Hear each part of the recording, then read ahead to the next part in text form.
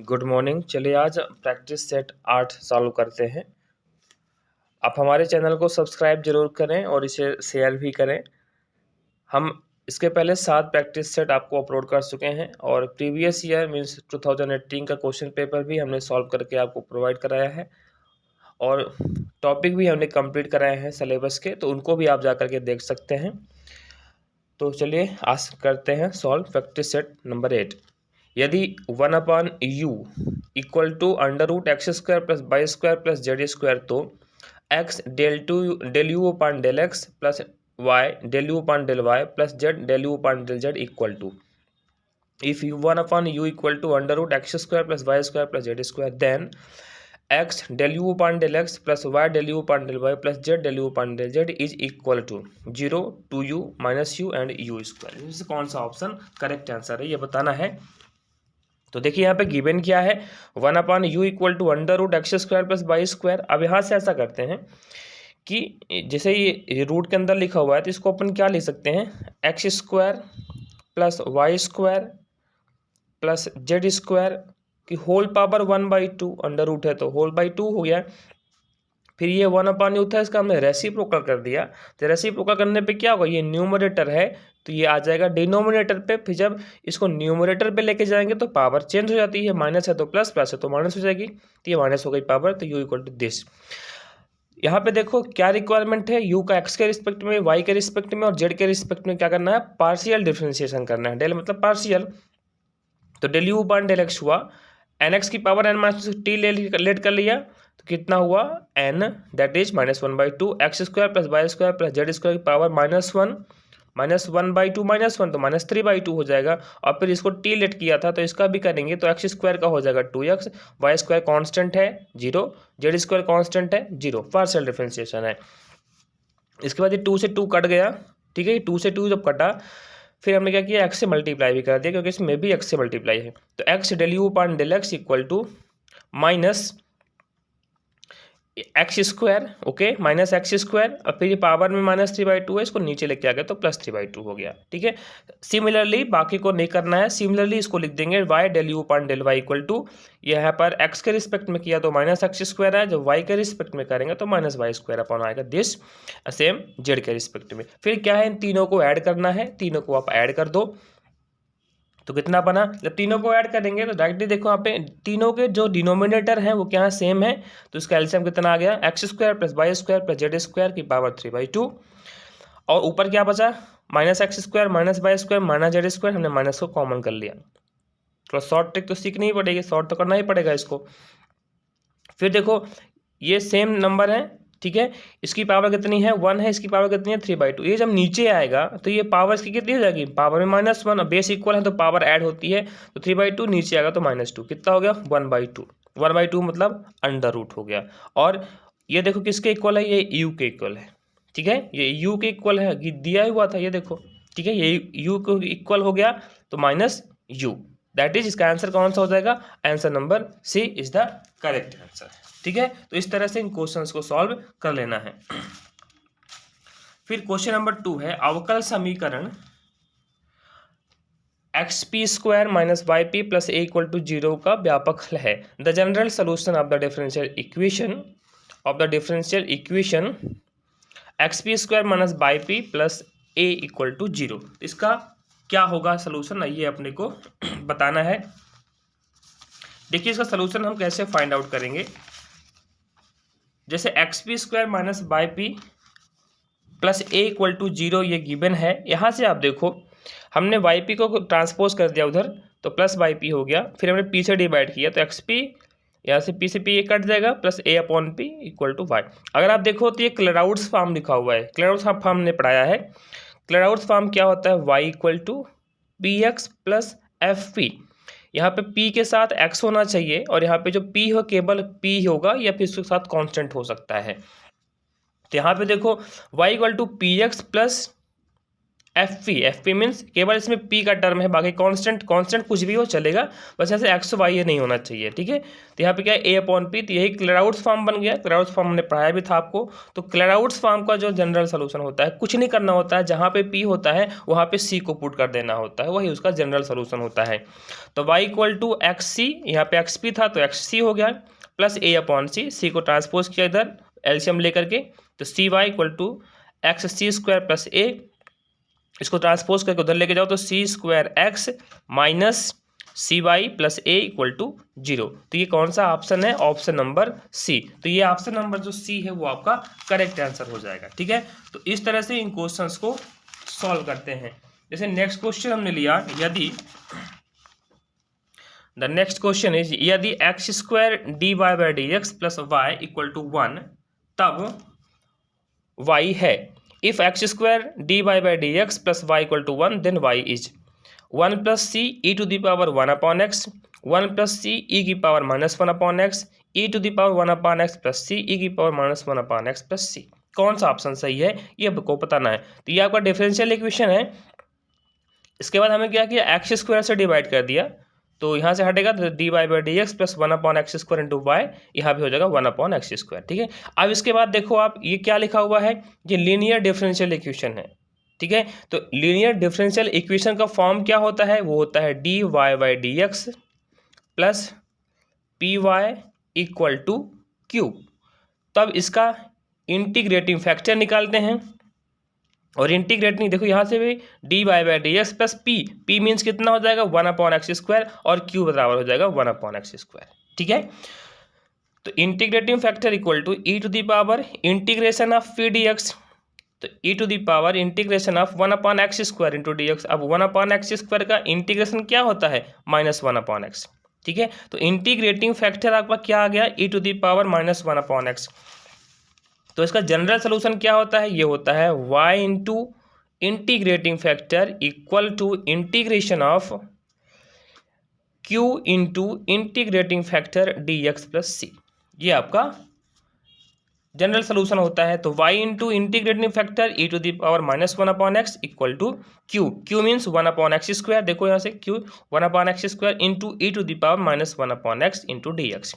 इसको आप T late करेंगे, ठीक है। टी लेट करना तो ये एलिमिनेट होगा, कितना बचेगा, ई की पावर माइनस टी का ई की power minus 1 upon x plus c. अब इसे डिवाइड कर दो तो यहाँ से कट के 1 आ गया, प्लस यहाँ अपॉन में आएगा ई की पावर माइनस 1 अपॉन एक्स, ऊपर जा करके प्लस हो जाएगा, ठीक है। तो ये टी मान करके इसको हम सॉल्व कर लेंगे। फिर नेक्स्ट क्वेश्चन है, वक्रों के कुटुंब y इक्वल टू, ये ध्यान दीजिए, वक्रों के कुटुंब y equal to A cos mu x plus B sine mu x, जहाँ a और b स्वेच्छ अचर हैं, का अवकल समीकरण होगा। The differential equation of the family of curve y equal to this where a and b are arbitrary constant. Arbitrary constant कौन से हैं, a और b है। तो यहाँ से हमें किसको एलिमिनेट करना पड़ेगा, a और b को। ये हमने टॉपिक आपको कराया है, ठीक है। जिन्होंने ये वीडियो नहीं देखा है तो जाकर के उसको देख भी सकते हैं। तो यहाँ से क्या करना, जो भी आपके पास कांस्टेंट है, जो अचर पद है ना, उसको ऐसे हटाना होता है डिफ्रेंसिएशन करके। तो y इक्वल टू ये गिवन है। अब यहाँ से क्या करोगे आप, एक बार डिफ्रेंसिएशन करो तो देखो a तो कांस्टेंट है, कॉस म्यू एक्स का हो जाएगा माइनस साइन म्यू एक्स, और म्यू एक्स का हो जाएगा म्यू। सेम ऐसे यहाँ पे b साइन म्यू एक्स का कॉस म्यू एक्स और म्यू एक्स का हो जाएगा म्यू। एक बार फिर से इसका डिफ्रेंसिएशन करो तो d two by d x two minus a, अब साइन का फिर से कॉस म्यू एक्स, और एक बार फिर से म्यू आएगा तो म्यू स्क्वायर। सेम ऐसे ही कॉस म्यू एक्स है तो minus B sine mu x, और म्यू का फिर से म्यू हुआ तो म्यू पहले से था तो म्यू स्क्वायर, यहाँ से म्यू स्क्वायर कॉमन कर लो, माइनस म्यू स्क्वायर, तो ये a cos mu x plus B sine mu x. अब ये देखो तो ये आपका y के इक्वल है, ये y के इक्वल एक एलिमिनेट हो गया, इसको ट्रांसपोज कर दो तो d two by d x two plus mu square y equal to 0, ठीक है। तो option number A is the correct answer, ठीक है। तो इस तरह से इन क्वेश्चंस को सॉल्व करना है। फिर नेक्स्ट क्वेश्चन है, the degree of the differential equation, अवकल समीकरण की घात है। तो अवकल समीकरण की घात क्या होती है ये आपको पता है, ठीक है। तो घात कैसे निकालेंगे, सबसे पहले आप ये करो, ये जो पार्शियल मतलब ये जो इस तरह के जो नंबर्स होते हैं 3/2, हमें पहले इस हर जितने भी टर्म है हर एक टर्म को क्या करना पड़ेगा, उसकी पावर में जो है तो इंटीजर होना चाहिए, पॉजिटिव इंटीजर। तो आप ऐसा करें, जैसे यहाँ पे लिखा है ना 1/2 है यहाँ पे पावर में, तो 1/2 मीन्स कैसे हटेगा, उसका हमें स्क्वायर करना पड़ेगा। तो दोनों साइड का आप कर दो स्क्वायर, तो बनेगा 1 + dy/dx का स्क्वायर। जब हम इसका स्क्वायर कर देंगे तो कितना बन जाएगा, देखो स्क्वायर करने पे 3/2 था, स्क्वायर किया तो इंटू 2 हुआ, स्क्वायर कर रहे हैं ना, ये कितना हो जाएगा d2y/dx2 का होल स्क्वायर। देखो 2 से 2 कट गया, पावर में फ्रैक्शनल पावर नहीं बची, कितना बचा 1 + dy/dx का whole square whole power 3 = d2y/dx2 का होल स्क्वायर। ठीक है, अब इसकी घात कितनी होगी, डिग्री कितनी होगी, हाईएस्ट ऑर्डर डेरिवेटिव। तो हाईएस्ट ऑर्डर डेरिवेटिव क्या है, 2 है, मतलब सबसे ज़्यादा बार डिफरेंशिएशन 2 है, और उसकी पावर जो होती है वही उसकी घात होती है, वही उसकी डिग्री होती है। तो डिग्री कितनी हो जाएगी 2। ऑप्शन नंबर बी एक करेक्ट आंसर हो जाएगा। नेक्स्ट क्वेश्चन है, अवकल समीकरण का व्यापक हल है। ठीक है, the general solution of the differential equation and the equation is d3y/dx3 minus 4d2y/dx2 plus 5dy/dx minus 2y = 0 is। ठीक है, आपको डिफरेंशियल इक्वेशन के टॉपिक में प्रॉब्लम है तो आप हमें बताएं, उसका हम एक और वीडियो बना करके आपको प्रोवाइड कर देंगे। तो d³ minus 4d² plus 5d minus 2 into y = 0, हमने इसको इस फॉर्म में लिख दिया, d3 मतलब ये। फिर इसके बाद क्या करना है, इसका एक्सिलरी इक्वेशन निकालते हैं। तो d³ minus 4d² plus 5d minus 2। अब यहाँ से हमें क्या करना है, इसको फैक्टराइज करके d की वैल्यू फाइंड करनी होती है। ठीक है, इसको हमने फैक्टराइज किया तो d-1 d² minus 3d plus 2 आया। इसके बाद इसको फिर से फैक्टराइज किया तो d-1 d - 2 = 0 आ गया। तो d की वैल्यू कितनी आ गई, 1 1 और 2। ठीक है, नंबर्स क्या है, रिपीटेड है, रूट्स क्या है उसके, रिपीटेड है, दैट इज y = जब रूट्स रिपीट होते हैं तो c1 + c2x e⁻1x that is x plus ये रूट प्लस c3 e⁻2x। ठीक है, तो कौन सा ऑप्शन सही हो जाएगा, ऑप्शन नंबर डी। आपको अगर इसमें कम्प्लीमेंट्री फंक्शन और पीआई में प्रॉब्लम है कि एक्सिलरी इक्वेशन क्या होते हैं, इसमें प्रॉब्लम है डिफरेंशियल इक्वेशन में, तो आप हमें बता सकते हैं। नेक्स्ट है, अवकल समीकरण की कोटि है, the order of the differential equation. ठीक है, इस डिफरेंशियल इक्वेशन की कोटि क्या है, ऑर्डर क्या है। ऑर्डर क्या होता है, अभी हमने बताया आपको, हाईएस्ट ऑर्डर डेरिवेटिव, मतलब सबसे ज़्यादा बार जो डिफरेंशिएशन हुआ है। तो सबसे ज़्यादा बार डिफरेंशिएशन कहाँ है, यहाँ पे 2 टाइम्स है, यहाँ पे 3 टाइम्स है, तो इसका जो ऑर्डर होगा वो कितना हो जाएगा, ऑर्डर हो जाएगा आपका 3। ठीक है, ऑर्डर क्या हो जाएगा, 3 हो जाएगा। जितनी बार सबसे ज़्यादा डिफरेंशिएशन रहा करेगा उसी को बोलेंगे। ठीक है, नेक्स्ट क्वेश्चन है, समीकरण AUXX plus BUXY CUYY plus DUX plus EUY plus FU = G दीर्घवृत्तीय आंशिक अवकल समीकरण है यदि b² - 4ac है। The equation this is elliptic partial differential equation if b² - 4ac is negative, positive, 0 या नॉन ऑफ दीज। ये आपको बताना है। ठीक है, तो ध्यान रखिए, मैं आपको 3 कंडीशन बता रहा हूँ, इसको सॉल्व करने की ज़रूरत है ही नहीं। कोई भी क्वेश्चन पूछे, अगर b² - 4ac ये लेस देन 0 है तो ये होता है इलिप्टिक। नेक्स्ट है, अगर b² - 4ac ग्रेटर देन 0 होता है तब ये होता है हाइपरबोलिक। फिर अगर b² - 4ac = 0 हो जाता है, इक्वल टू पे 0, तो ये होता है पैराबोलिक। ये 3 चीज़ें आपको ध्यान रखनी है और ये क्वेश्चंस पूछ लेता है। ठीक है, तो यहाँ पे क्या बोल रहा है, इलिप्टिक को फाइंड करना है, मतलब ठीक है, तो यहाँ पे आप क्या करोगे, इलिप्टिक के लिए क्या हो जाएगा, b² - 4ac less than 0, negative होना चाहिए, तो निगेटिव के लिए कौन सा ऑप्शन सही हो जाएगा, इसका मतलब क्या, निगेटिव है, तो ये आपका करेक्ट आंसर हो जाएगा। ठीक है, इस तरह से इन क्वेश्चंस को अपन सॉल्व करेंगे। फिर एक नेक्स्ट क्वेश्चन है, यदि d equal to d by d x हो तो 1/d² plus d plus 1 sine x बराबर है d equal to d by d x, then 1/d² plus d plus 1 sine x is equal to minus cos x minus sine x या sine x. ठीक है, एक चीज़ ध्यान रखिए, 1/d² plus d plus 1 sine x, ये formula आपको ध्यान रखना पड़ेगा।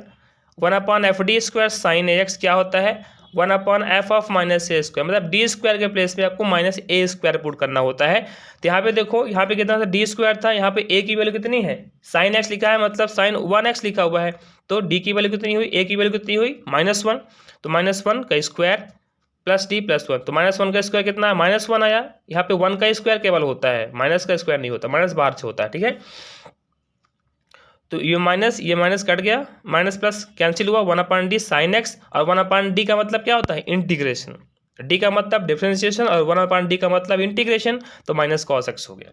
ठीक है, कोई प्रॉब्लम्स है इन सब में, CF या PI में, तो आप हमें बता सकते हैं। नेक्स्ट है अवकल समीकरण dy by d x equal to e to the power x minus y plus x square e to the power minus y का हल है।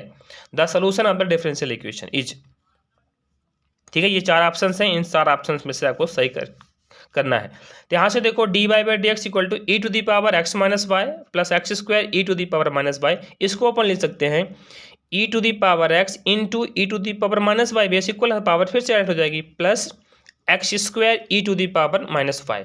अब यहाँ से आप देखो कि e to the power minus Y, e to the power minus y दोनों में है, तो यहाँ से हम e to the power minus y को कॉमन कर लिया, तो e की power x plus x square बचा। अब इसको नीचे लेके आ जाओ, तो e की power x plus x square नीचे आएगा, तो प्लस e की पावर y हो गया। ये देखो, ये चीज़ आ गई। अब y को y के साथ करो और x के साथ करो, तो ई वाई को इधर लेके गए, तो e की power y into d y cross multiply और डी एक्स को इधर लेके गए। अब कर दो इसका इंटीग्रेशन, और जब इंटीग्रेशन कर देंगे, ये देखो आप कर दो उसका इंटीग्रेशन, e की पावर y का e की पावर y, e की पावर x का e की power x plus x square का x³ प्लस c, ये आपका करेक्ट आंसर है। That is answer number A is the correct answer. ठीक है, नेक्स्ट है अवकल समीकरण mdx plus ndy equal to 0 यथा तथ्यक है यदि the differential equation mdx plus ndy equal to 0 is exact, तो कंडीशन ही पूछ लिया है, is exact if del m upon del y equal to del n upon del x। ठीक है, तो ये आपको इतने क्वेश्चन थे। कल भी हम आपको डिफरेंशियल इक्वेशन के ही क्वेश्चंस कराएंगे। आपको कोई डाउट्स हो तो आप हमें पूछ सकते हैं। आप हमें टेलीग्राम में भी क्वेश्चंस की इमेजेस को भेज सकते हैं, जिसका सलूशन हम आपको प्रोवाइड करवा देंगे। Thank you.